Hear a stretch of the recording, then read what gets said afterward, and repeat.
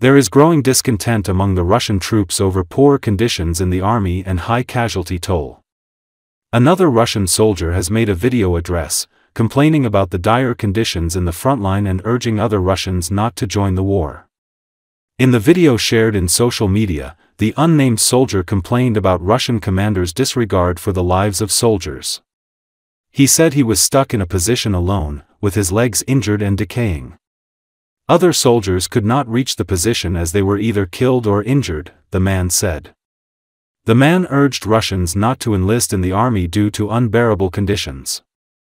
There have been numerous video addresses made by Russian soldiers who complain that they are being used merely as a cannon fodder in Putin's war of invasion. Российскую армию, блядь, неделю шел до позиции, блядь, тут-то пизда, ебать, летит вся хуйня, блядь. Пока шел, блядь, ни одна группа нахуй отстала, где-то потерялась, кто-то там погиб, блядь. Я пока до сюда дошел один, сижу один, блядь, хуй его знает. Уже, блядь, 2 месяца, ебать. Нихуя нет, у меня в ноге 8 дырок, гнию я, ебать, сколько не хотел, блядь. Но это пиздец, блядь, короче, имейте в виду, блядь.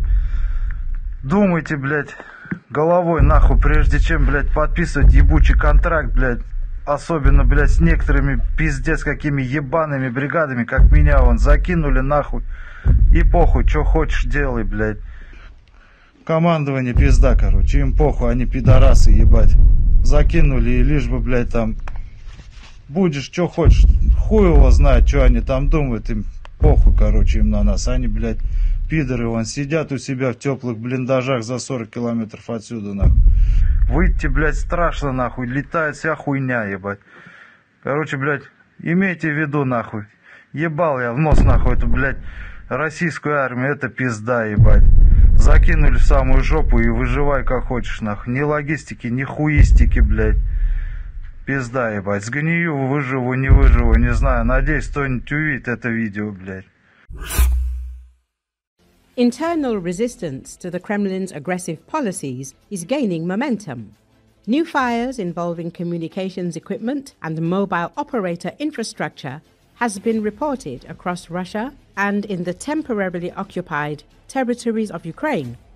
The main intelligence directorate reports in recent months, fires at mobile operator towers and communications infrastructure facilities have become more frequent in Russia. Fires have been reported in the Republic of Adigay, Rostov Oblast, Kamchatka Krai, and the temporarily occupied territories of Ukraine. Local authorities traditionally do not comment on these incidents and attribute them to short circuits. But the frequency and geography of the events indicate an organized nature. The destruction of communications equipment on the territory of an aggressor state and the military invading territory can destabilize internal communication systems and complicate the work of security forces. Resistance within Russia is growing stronger. Residents of the aggressor country who disagree with the criminal war against Ukraine are finding ways to express their protest by attacking infrastructure.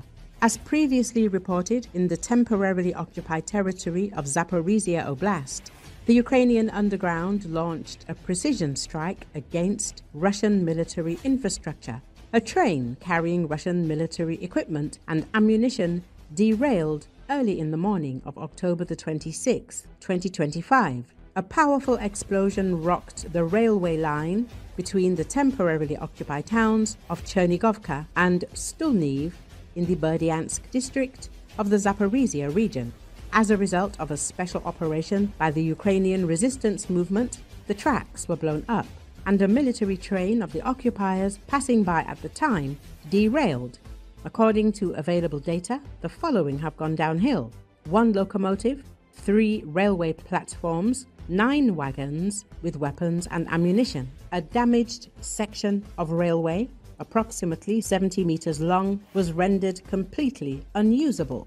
Transport links were paralyzed, which would significantly complicate the supply of Russian units operating in the Tokmak and Berdyansk area.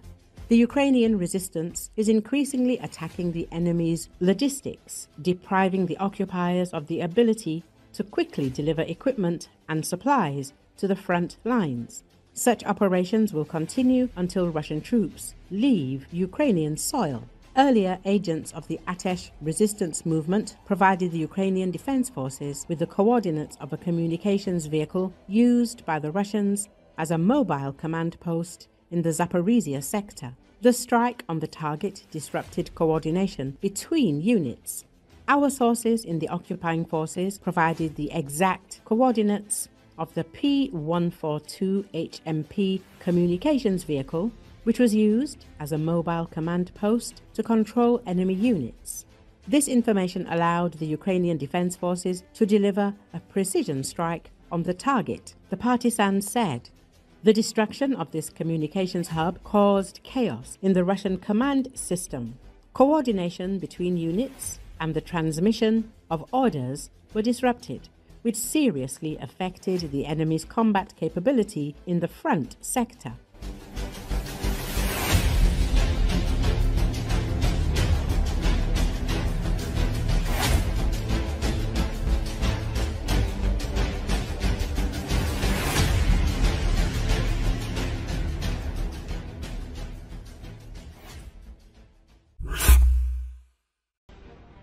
According to an Astra investigation from January to October 2025, Russian aircraft dropped aerial bombs 127 times, not on Ukraine, but on Russian territory and temporarily occupied areas. These were primarily Fab 500 high-explosive aerial bombs and UMBP munitions, which were intended to hit Ukrainian targets, but instead fell on Russian cities and villages. One of the most recent incidents occurred on October the 19th in the village of Krasnaya Polyana in the Belgorod region, where a Russian aerial bomb fell right among residential buildings. It didn't explode, but only this time. Such incidents occur constantly. In 2024 alone, according to independent sources, Russian aircraft dropped at least 165 bombs on their own territory.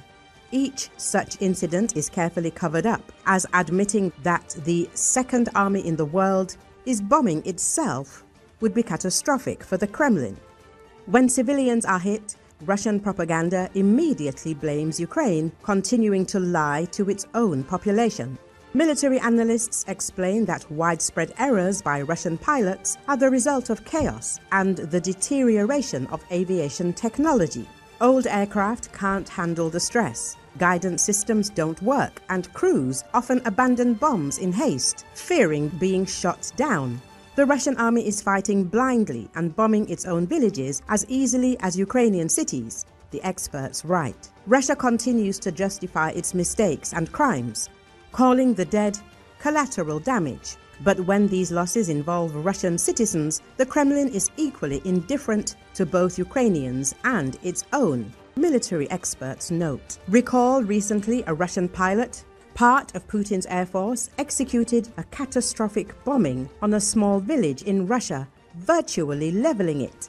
The village of Kyiv is situated on the bank of the Sim River, just 7 kilometers from the Russian-Ukrainian border in the Kursk region. In a surprising offensive last August, Ukrainian forces managed to seize a significant portion of Kursk, leaving the Kremlin in shock.